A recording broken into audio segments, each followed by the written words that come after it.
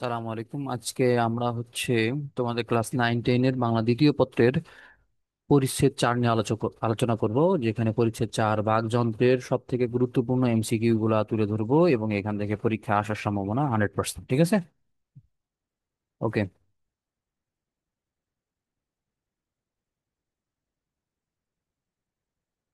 তো কোনটি বাকযন্ত্র, নিচের কোনটি বাকযন্ত্র?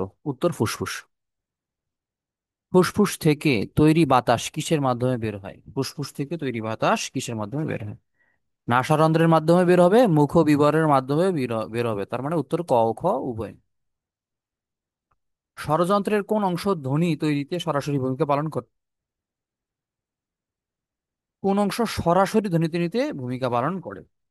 এখানে উত্তর হচ্ছে স্বররন্ধ্র। স্বররন্ধ্র, নাসারন্ধ্র নয়, মুখবিবরণে স্বররন্ধ্র হচ্ছে সরাসরি কি করে ধ্বনি তৈরিতে ভূমিকা পালন করে। স্বররন্ধ্র বলতে গলাকে বোঝানো হচ্ছে। হ্যাঁ।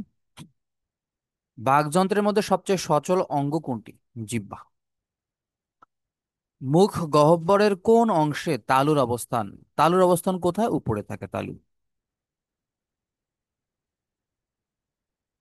কোমল তালুর সঙ্গে আলজিভ নিচে নেমে এলে বাতাস বের হয় নাক দিয়ে। নাক দিয়ে বের হবে। ঠিক আছে? নিচের কোনটি সক্রিয় বাক প্রত্যঙ্গ নয়? কোনটি সক্রিয় বাক প্রত্যঙ্গ নয়? উত্তর হবে দন্ত। দন্ত কিন্তু সক্রিয় নয়। ভাষা কিসের দ্বারা সৃষ্ট হয়, বা মানুষের ভাষা কিসের সাহায্যে সৃষ্টি হয়? মানুষের ভাষা সৃষ্টি হয় কিসের সাহায্যে? তা আমরা সবাই জানি, কিন্তু আমরা উত্তরটা দেখব।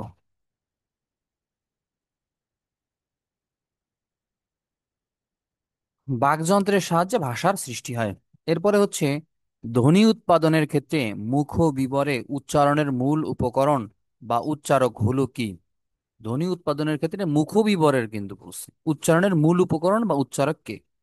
মুখ বিবরের মধ্যে মূল উপকরণ হচ্ছে আমাদের জিহ্বা এবং ওষ্ঠ। এটা কিন্তু মুখের সাথে সংযুক্ত। ঠিক আছে? এরপরে ধ্বনি কিসের দ্বারা সৃষ্টি হয়? ধ্বনি কিসের দ্বারা সৃষ্টি হয়? ধ্বনি বাকযন্ত্রের দ্বারা সৃষ্টি হবে। ধ্বনি উচ্চারণের উৎস হলো কোনটি? ধ্বনি উচ্চারণের উৎস হচ্ছে ফুসফুস। ফুসফুস থেকে ধ্বনি উচ্চারিত হয়। মূলত কিসের মাধ্যমে ধ্বনি উৎপন্ন হয়? কিসের মাধ্যমে ধ্বনি উৎপন্ন হয়? শ্বাস ত্যাগের মাধ্যমে। মানে আমরা ফুসফুস থেকে যে শ্বাস ত্যাগ করি, এই বাতাস বের হওয়ানোর সময় কি ধ্বনির উৎপন্ন হয়। ফুসফুস থেকে বাতাস কি দিয়ে বের হয়ে আসে? ফুসফুস থেকে বাতাস নাসারন্ধ্র দিয়ে বের হয়ে আসে। নাসারন্ধ্র। ষড়যন্ত্রের অবস্থান কোথায়? ষড়যন্ত্রের অবস্থান কোথায়? শ্বাসনালীর উপরের অংশে। ষড়যন্ত্রের অবস্থান কোথায়? শ্বাসনালীর ঠিক উপরের অংশে ষড়যন্ত্রের অবস্থান।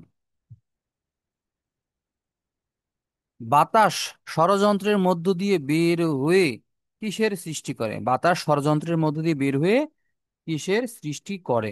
ধ্বনির সৃষ্টি করে। মুখগহ্বরের কোন অংশে জীবের অবস্থান? মুখগহ্বরের কোন অংশে জীবের অবস্থান? নিচের অংশে। উপরের অংশে তালু, নিচের অংশে জিহ্বা, এবং পাশের অংশগুলোতে দাঁত।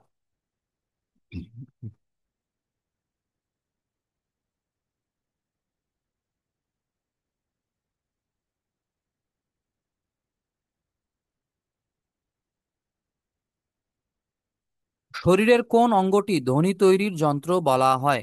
ফুসফুস ধ্বনি তৈরির যন্ত্র। বাকযন্ত্রের মধ্যে সবচেয়ে সচল ও সক্রিয় প্রত্যঙ্গ কোনটি? জিহ্বা। মুখ গহ্বরের কোমল তালুর পেছনে ঝুলন্ত মাংসপিণ্ডের নাম কি? এটা আলজিভ বলা হয় থাকে। আলজিভ। মুখ বিবরের ছাদকে কি বলে?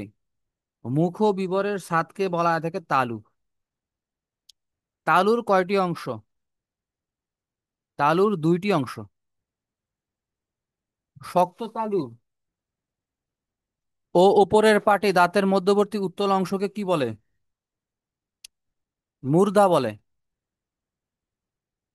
বাক প্রত্যঙ্গের সবচেয়ে বাইরের অংশের নাম কি? ঠোঁট। ওষ্ঠের মধ্যাকার ফাঁকের কম বেশির ভিত্তিতে স্বরধ্বনিকে কয়টি ভাগে ভাগ করা যায়? দুইটি ভাগে ভাগ করা যায়। তারপরে হচ্ছে ব্যঞ্জন ধ্বনি উচ্চারণ করতে বাকযন্ত্রের ওষ্ঠের মধ্যাকার ফাঁকের কম বেশির ভিত্তিতে স্বরধ্বনিকে হচ্ছে কয়টি ভাগে ভাগ করা যায়? দুইটি, দুইটি ভাগে। ঠিক আছে। তারপর ব্যঞ্জন ধ্বনি উচ্চারণ করতে বাকযন্ত্রের কোন অংশ গুরুত্বপূর্ণ ভূমিকা পালন করে? এটা হবে ওষ্ঠ, এটা হবে কি ওষ্ঠ গুরুত্বপূর্ণ ভূমিকা পালন করে ঠোঁট উচ্চারণ করতে গেলে, ব্যঞ্জন ধ্বনি উচ্চারণ করতে গেলে। ঠিক আছে।